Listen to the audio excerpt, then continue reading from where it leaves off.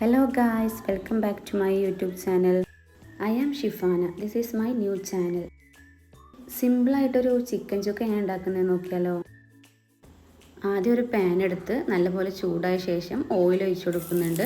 പിന്നീട് ഇതിലേക്ക് ആവശ്യമായിട്ടുള്ള സവാള നമ്മൾ ഫ്രൈ ചെയ്തെടുക്കണം. സവാള ഒരു ഗോൾഡൻ ബ്രൗൺ കളർ ആവുന്നത് വരെ ഫ്രൈ ചെയ്തെടുക്കുക.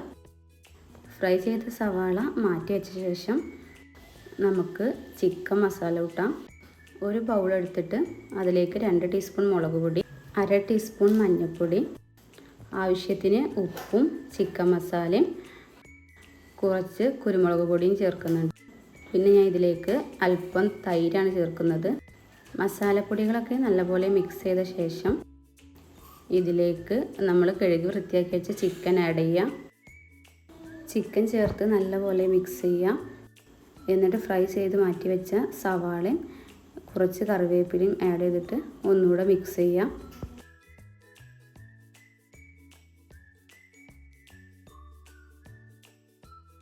പിന്നെ പാൻ വെച്ച് ഓയിൽ നല്ലപോലെ ചൂടായ ശേഷം ചിക്കൻ ആഡ് ചെയ്ത് കൊടുക്കുക.